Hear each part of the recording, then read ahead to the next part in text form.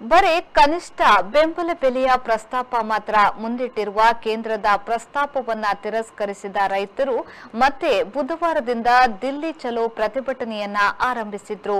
ಈ ಸಂಬಂಧ ರೈತರು ಮುನ್ನುಗ್ಗುತ್ತಿರುವ ಸಿಂಗು ಮತ್ತು ಗಾಜಿಪುರ ಗಡಿಗಳಲ್ಲಿ ಪೊಲೀಸರ ಮಹಾಕೋಟಿಯನ್ನೇ ನಿಯೋಜಿಸಲಾಗಿದೆ.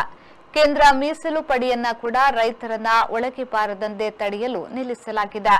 ದಿಲ್ಲಿ ಪೊಲೀಸರು 30,000 ಅಶ್ರುವಾಯು ಸೆಲ್ಗಳನ್ನು ಸಂಗ್ರಹಿಸಿದ್ದಾರೆ.